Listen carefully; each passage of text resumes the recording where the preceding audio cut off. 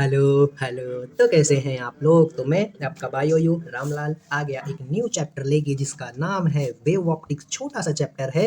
Start करेंगे हम उसमें जो भी क्वेश्चन हमने क्लास में कराए हैं उसको फिर से सॉल्व करेंगे। तो स्टार्ट करेंगे अपने पहले सवाल से। पहला क्वेश्चन क्या है?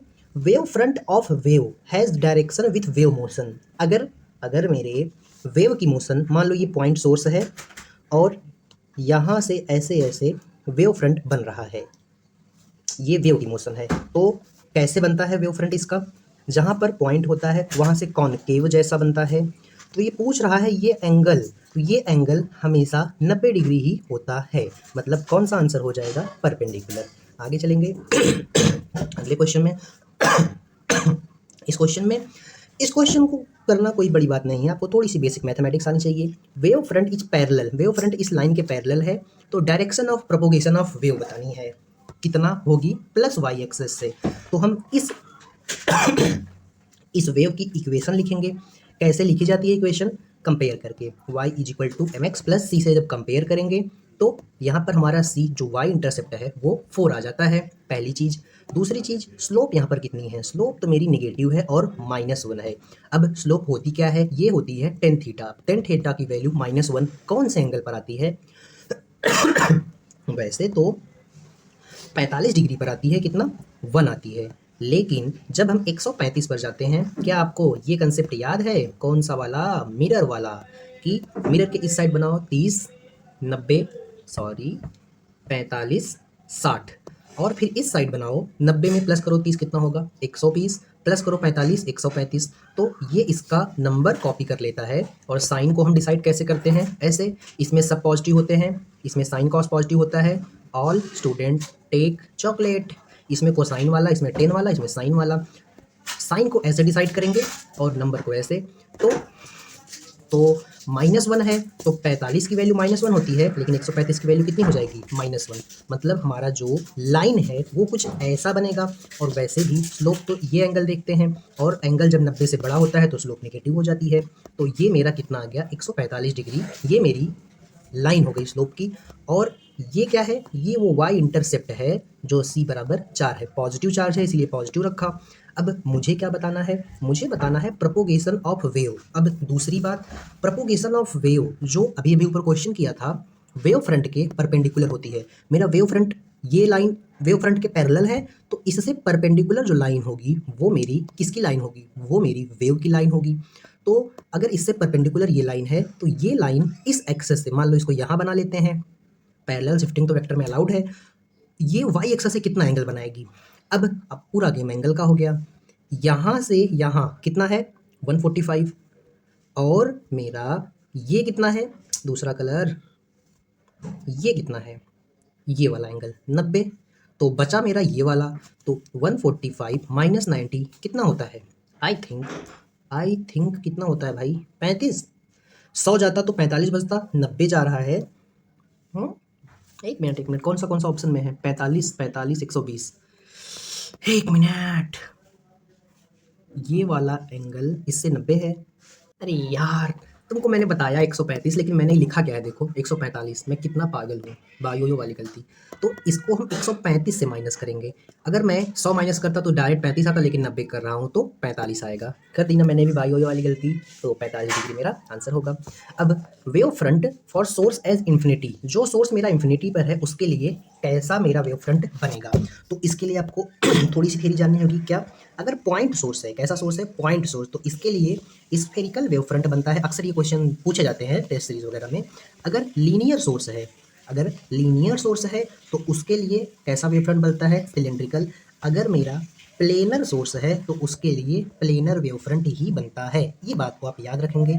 और इसके साथ एक बात और याद रखेंगे कि अगर मेरा सोर्स इन्फिनिटी पर है तो वो बिहेव करेगा प्लेनर जैसा। तो अगर इन्फिनिटी पर सोर्स है, फॉर एग्जाम्पल इन्फिनिटी पर है, तो उसका बिहेवियर प्लेनर जैसा हो जाता है। तो हमारा आंसर प्लेनर वाला आ जाएगा। आगे चलेंगे। अब ये सारे क्वेश्चन क्या हमने वेव में एक बार किए, एक बार अल्टरनेटिंग करंट में किए, अब एक बार फिर से यहाँ करेंगे। क्या है इन क्वेश्चंस में? इन क्वेश्चंस में यूज होता है वेक्टर का। तो आपको पता होना चाहिए कि क्या, अगर मैं ऐसे एक्स एक्सेस और वाई एक्सेस बनाता हूँ और यहाँ पर साइन को अज्यूम करता हूँ, तो कॉस थीटा इससे 90 डिग्री आगे होता है। अब यहाँ पर देखो इस क्वेश्चन में मुझे रिजल्टेंट बताना है और फेज डिफरेंस बताना है, तो कैसे निकालेंगे सोचो, सोच लिए। अब देखो यहाँ पर है ये 4 साइन ओमेगा टी, ये मेरा एंगल है नॉर्मल वाला जो दोनों में है, लेकिन ये इससे 30 डिग्री आगे है, मतलब मेरा जो y1 है वो ये है, इससे 30 डिग्री आगे, तो यहाँ पर मेरा y1 है। और y2 एग्जैक्टली मेरा cos kx ओमेगा टी पे है, ये मेरा एंगल है थीटा, तो एग्जैक्टली cos इसी पर है, तो इन दोनों के बीच का एंगल कितना होगा, 60 डिग्री होगा, और कितना होगा। और इसका एम्पलीट्यूड 4 है, इसका एम्पलीट्यूड 4 है। याद करो उस दिन को, याद करो उस दिन को जिस बगिया में, समझ लो आगे, ये 30 डिग्री, 60 डिग्री, 90 डिग्री, और क्या था 120 डिग्री। फिलहाल अभी इस पर ही बात करते हैं। अगर दो वेक्टर जिनका एम्पलीट्यूड मान लो 3 और 3 ही है, तो वो अगर 30 डिग्री पर होते हैं, 90 डिग्री पर होते हैं और 60 डिग्री पर होते हैं, तो ये वाली चीज़ आपको रटाई गई थी। जब वेक्टर का जादू होता है एडिशन में कैसा जादू होता है, अगर दोनों का एम्पलीट्यूड सेम है तो 60 डिग्री पर √3 टाइम्स ऑफ 3 हो जाएगा, 90 डिग्री पर √2 टाइम्स ऑफ 3, और 120 डिग्री पर एग्जैक्टली 3 हो गया। इसका मतलब समझ रहे हो, 3 + 3 = 3। ये होता है 120 डिग्री पर वेक्टर एडिशन का जादू। यही चीज़ उल्टा हो जाता है सब्ट्रैक्शन में, इसका उल्टा, तो उल्टा होगा। अब ये कौन से फॉर्मूले से किया था, कौन से फॉर्मूले से ये किया था, रिजल्टेंट जो होगा वो मेरा होगा क्या, अगर दोनों वेक्टर सेम है, एडिशन के केस में 2a cos θ/2, ये मेरा, इसमें अलग अलग एंगल रख के ये सारी चीज़ें निकलती हैं। अब अब हम आते हैं इस पर। अब ये दोनों वेक्टर का एम्पलीट्यूड सेम है, 4 ही है, इसका भी 4 ही है, तो इसका रिजल्टेंट कितना हो जाएगा, 60 डिग्री पर एडिशन √3 टाइम्स हो जाता है, तो ये हो जाएगा 4√2 इसका आंसर। और फेज डिफरेंस कितने का है, फेज डिफरेंस यहाँ से 30 नहीं 60 का है दोनों के बीच, और इसका रिजल्टेंट एम्पलीट्यूड ये हो गया। अब अगर मुझे इक्वेशन में लिखना होगा तो मैं कैसे लिखूंगा, अगर मैं साइन को, जैसे साइन को मान के रिजल्टेंट इक्वेशन लिखूंगा तो लिखूंगा 4√3 होगा यार, 4√3 क्या लिखूंगा, 4√3 साइन ओमेगा टी है, हाँ ओमेगा टी प्लस के एक्स प्लस 30 लिखूंगा, गलत। इसका रिजल्टेंट यहाँ पर आएगा कहीं पर, मतलब यहाँ से कितना हो गया 60 डिग्री। आगे चलेंगे अगले क्वेश्चन में, वैसे भी ऐसे क्वेश्चन हम पहले से कर चुके हैं। नेक्स्ट क्वेश्चन क्या है भाई, नेक्स्ट क्वेश्चन भी बिल्कुल उसी तरह है। हमको क्या बताना है, path difference between two wave. Path difference क्या होता है भाई, पाथ डिफरेंस मतलब डेल्टा एक्स ये पाथ डिफरेंस होता है, डेल्टा फाई ये फेज डिफरेंस होता है। क्या आपको याद है कि पाथ डिफरेंस और फेज डिफरेंस को ऐसा हमने वेव में ऑलरेडी लिख चुके हैं रिलेशन उसके बीच। तो मुझे क्या बताना है, पाथ डिफरेंस। तो हम एक काम करेंगे, पहले हम इन दोनों इक्वेशन का यूज़ करके फेज डिफरेंस निकाल लेंगे, फिर उसके बाद हम पाथ डिफरेंस कैलकुलेट करेंगे। तो फेज डिफरेंस कितना होगा, ये पूरा है मेरा a sin omega T, exactly यहाँ पर है, और ये है cos ओमेगा टी, लेकिन ये मेरा फाई एंगल आगे है। तो क्या मैं इन दोनों के बीच में जो मेरा फेज डिफरेंस है उसको मैं क्या लिख सकता हूँ, उसको मैं लिख सकता हूँ 90 + फाई, ये इन दोनों के बीच का एंगल है। ये क्या है मेरा, ये मेरा फेज डिफरेंस है। अब मुझे क्या निकालना है, पाथ डिफरेंस। सिंपली इस रिलेशन का यूज़ करेंगे, तो डेल्टा एक्स हो जाएगा delta phi divided by 2 into lambda. अब फेज डिफरेंस 90 को हम लोग क्या लिख सकते हैं, π/2 + पाई डिवाइडेड बाई 2 जब इसको हम सॉल्व करेंगे और लैम्डा को मल्टीप्लाई करेंगे अंदर, तो ये क्या हो जाएगा, π/2 into lambda plus pi into lambda divided by 2 यही होगा ना, यही होगा। पाई को कॉमन लेके काट दो, तो ऊपर क्या बचा, ऊपर बचा λ/2 प्लस लैम्डा, नीचे 2 बचा, 1 + 1.5 1.5 हो जाएगा, ये इसको ऐड करेंगे तो 3/2 लैम्डा डिवाइडेड बाई 2। अब जब इस 2 को नीचे लेके आएंगे तो मल्टीप्लाई हो जाएगा, तो 3/4 पाई मेरा आंसर। ऐसा कोई आंसर है कि नहीं यार, ऐसा तो कोई आंसर ही नहीं है। Path difference between two wave, मुझे पाथ डिफरेंस बताना था। ऑप्शन क्यों नहीं मैच हो रहा है, मैंने सिंपलीफाई कर दिया यार, ऑप्शन सिंपलीफाई करके है ही नहीं। ऑप्शन में ध्यान से देखोगे अगर तो यही आंसर है, कौन सा वाला, π/2 प्लस यहाँ पर फाई था यार, पाई नहीं था, तभी तो सोचूं गलत हो गया। तो ये मेरा आंसर सिंपली ये आ जाएगा, लैम्बडा नीचे 2 पाई है, अंदर इसके पाई बाई 2 प्लस फाई है, सिर्फ इसी फॉर्म में आंसर है, इसको सिंप्लीफाई नहीं किया। तो lambda by 2 pi plus phi by plus 2 plus pi by 2। आगे चलेंगे अगले क्वेश्चन में। अगला क्वेश्चन क्या है भाई, डिस्प्लेसमेंट दो वेव का लाइट का दिया है, यही चीज़ बस साउंड थी वेव्स में, ये है तो रिजल्टेंट एम्पलीट्यूड कितना होगा। ये क्या है, साइन ओमेगा टी, मतलब पूरा पूरा इसमें है 4, ये क्या है 3 है। 4 और 3 को 90 डिग्री पर जोड़ते हैं तो कितना आता है, 5 आता है। कैसे, वेक्टर सम से 4 चौक 16, 3 त्रिक का 9, दोनों को रूट में ले लो, 25 25 का 5। ये मैं इतना फटाफट कैसे कर रहा हूँ, क्योंकि वेव्स जो अच्छे से पढ़ा होगा उसको लगेगा ये तो टाइम वेस्ट है, इसीलिए। अब इस क्वेश्चन को देखते हैं। Equation of two wave obtain by two light sources given by this. Equation हमको दे दी, क्या ये इक्वेशन है और ये इक्वेशन है। तो ये ए साइन 3 ओमेगा टी है, 3 ओमेगा टी है, एंगल सेम है, ध्यान देना। तो ये मेरा 3 ओमेगा टी वाला एंगल इधर आ गया, और ये मेरा सिंपली कॉस 3 ओमेगा टी था, लेकिन इससे पाई बाई 6 मतलब 30 डिग्री ज़्यादा, ये मेरा हो गया। तो ये 90 रहता है कॉस और साइन के बीच, और ये पाई बाई 3 हो गया, मतलब कितना हो गया, फेज डिफरेंस 120 हो गया। 120 को हम लोग क्या लिख सकते हैं, 2 पाई बाई 3, मतलब ये मेरा आंसर हो गया। आगे चलेंगे। दो वेव हैं जिनकी इक्वेशन हमको दिया गया है क्वेश्चन में, y is equal to this and y is equal to this, ठीक है। तो मुझे इक्वेशन ऑफ वेव बतानी है, कौन सी वेव, रिजल्टेंट वेव। अब यहाँ पर ध्यान से देखो, थोड़ा सा अच्छा क्वेश्चन बनाने का कोशिश किया गया है। यहाँ पर होता है मेरा साइन वाला टर्म, इससे 90 डिग्री होता है कॉस वाला, लेकिन क्वेश्चन में क्या बोला, अब ये वाला चीज़ सेम होना चाहिए तभी हम ये चीज़ यूज़ करते हैं, इस बात को भी ध्यान रखना। 4 साइन ओमेगा टी 30 डिग्री आगे है इस लाइन से, मतलब ये मेरा y1 है, और y2 कहाँ है, y2 साइन से 120 डिग्री आगे है। साइन ही है पक्का दोनों, आई थिंक सो, साइन ही बोला है तो साइन ही होगा। तो इससे 120 डिग्री आगे, मतलब यहाँ पर कहीं ये इसके बीच में 30 डिग्री का एंगल बना रहा होगा, तभी तो 120 होगा। यहाँ पर मेरा y2 है। अब y1 और y2 के बीच का एंगल कितना होगा, ये 30 है तो ये 60 होगा, तो क्या इसके बीच एंगल 90 बन गया, हाँ दोनों वेव के बीच एंगल 90 बन गया, मतलब फेज डिफरेंस 90 डिग्री हो गया। तो अब रिजल्टेंट वेव इसकी लिख दो, कैसे लिखेंगे रिजल्टेंट वेव, ऐसे लिखेंगे, इसकी रिजल्टेंट वेव यहाँ पे होगी। अब इसकी रिजल्टेंट वेव होगी कितनी, उसका एम्पलीट्यूड, ये 3 है ये 4 है, दोनों 90 डिग्री पर है, 3 और 4 का वेक्टर सम कितना होता है, 5 होता है 90 डिग्री पर।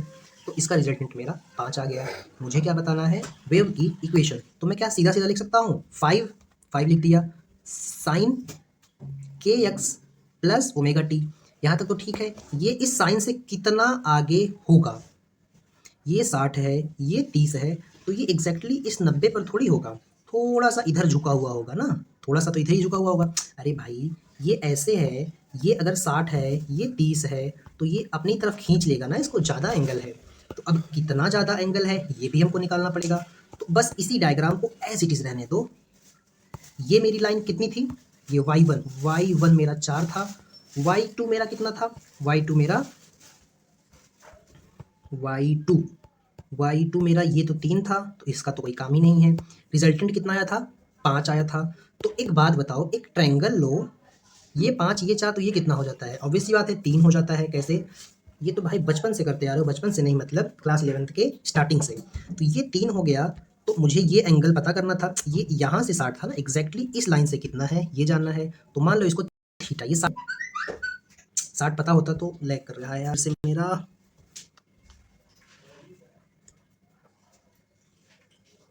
हो गया सही। तो एग्जैक्टली नहीं पता एंगल, तो इसको क्या लिख देंगे, साइन थीटा, ये क्या होता है, अपोजिट अपॉन हाइपोटेनियस। हाइपोटेनियस कितना है, बड़ा वाला, तो 3/5। अब किस एंगल के लिए अपोजिट 3 आता है, हाइपोटेनियस 5 आता है, क्या आपको याद है, छोटा एंगल, छोटा एंगल का मतलब 37 डिग्री। तो ये मेरा एंगल 37 डिग्री आएगा, जहाँ पर रिजल्टेंट बनेगा। तो 37 डिग्री पर रिजल्टेंट बनेगा, तो ये 30 हो गया 37 हो गया, कहाँ हम इक्वेशन लिख रहे थे, यहाँ पर लिखेंगे हम +30 + 37, ये मेरा रिजल्टेंट वेव की इक्वेशन होगी। अच्छा सवाल था, थोड़ा सा सोचने वाला था। आगे चलेंगे। दो वेव दिया है, मुझे इसका वाई नेट बताना है। अब दोनों वेव, एक पूरी तरह से साइन में है, एम्पलीट्यूड 3 है, एक कॉस में है और उससे 30 ज़्यादा, तो ये तो 3 है लेकिन 30 ज़्यादा है। अब दोनों का ए बराबर है, ये 90 है तो ये 120 हो गया, 120 पर होता है वेक्टर का जादू, y is equal to y1 + y2 बराबर हो जाता है इंडिविजुअल के, मतलब इसका रिजल्टेंट 3 ही आएगा। आगे चलेंगे इस क्वेश्चन में, इसमें भी वही चीज़ बतानी है। ये देखो, ये क्या कर दिया, दोनों का एम्पलीट्यूड तो 5 है लेकिन ये 30 डिग्री पीछे है, मतलब ये यहाँ पर है, ठीक है। और ये मेरा एग्जैक्टली कॉस पर ही है, तो ये 5, ये 90, ये 30, अभी भी तो फेज डिफरेंस 120 का ही है, तो मेरा जो वाई नेट होगा वो मेरा 5 ही होगा रिजल्टेंट का एम्पलीट्यूड। अगर साइन के फॉर्म में लिखना है तो लिखेंगे 5 साइन, ये 120 है तो इसके बीच में 60, मतलब यहाँ पर मेरा रिजल्टेंट होगा, तो ये 30, 30, 60, ये 60, इसके बीच में ये 60, तो ये कितना हो गया, ये वाला एंगल 30, तो साइन के x plus omega T plus 30, ये मेरी रिजल्टेंट वेव की इक्वेशन हो गई। नेक्स्ट क्वेश्चन पर चलते हैं। अगला क्वेश्चन क्या है भाई, अगला क्वेश्चन है वही सेम वैसा ही क्वेश्चन है, बस इसमें एम्पलीट्यूड अलग दे दिया है। अब एम्पलीट्यूड अलग दिया है तो क्या करेंगे भाई, पहले इसको लिखते हैं, y1 को लिखो, यहाँ पर साइन था इससे 30 डिग्री ज़्यादा, मतलब ये 30 और ये कितना 60, और कॉस एग्जैक्टली यहीं पर है, तो y1 is equal to 4 amplitude हो गया, और इसका भी एम्पलीट्यूड 4 है, दोनों 60 डिग्री पर है, फेज डिफरेंस कितने का हो गया दोनों के बीच, 60 डिग्री का, और क्या, दोनों के बीच का फेज डिफरेंस 60 डिग्री का हो गया। हमको y1 प्लस y2 बताना है, 60 डिग्री है तो 60 डिग्री में √3 टाइम्स ऑफ एम्पलीट्यूड, मतलब √3 × 4 मेरा रिजल्टेंट का एम्पलीट्यूड आ जाएगा। अब ये क्वेश्चन है कि रामलाल, एक पाइप थी, एक ऐसे मुड़ी थी, ऐसे थी, तो ये पिंकी को गरिया रहा है, गधी, चुड़ैल, बगलोल, हरामी, कुत्ती, लेकिन पिंकी गाली खाने के बाद भी हैप्पी है, तो साउंड की वेवलेंथ और radius of semi circle path के बीच में रिलेशन बताना है, only travel through pipe, sound only through pipe, तो वेवलेंथ ऑफ साउंड लैम्बडा है। अब अगर ऐसा गाली खाने के बाद कोई मुस्करा रहा है, उसका मतलब वो गाली सुन ही नहीं रहा है, इसीलिए तो ऐसा रिलेशन यहाँ पर ढूंढना है कि यहाँ से आवाज़ जाए, लेकिन यहाँ से आवाज़ जाए, जो यहाँ से आए, दोनों एक दूसरे को काट दें, उसके पास आवाज़ ही ना जाए। इसका क्या मतलब, इसका ये मतलब कि यहाँ पर डिस्ट्रक्टिव इंटरफ्रेंस हो। डिस्ट्रक्टिव इंटरफ्रेंस क्या होता है भाई, सुनाई नहीं देना आवाज़ को, यही होता है। तो हमको रिलेशन बताना है, कैसे बताएंगे भाई, डिस्ट्रक्टिव इंटरफ्रेंस के लिए क्या कंडीशन होती है भाई, उसके लिए जो पाथ डिफरेंस है वो λ/2 होना चाहिए, या 3λ/2 होना चाहिए, या 5λ/2। हम पहला वाला अज्यूम करेंगे, तो डेल्टा एक्स जो होगा, डेल्टा एक्स वो मेरा कितना होगा, वो मेरा हो जाएगा λ/2।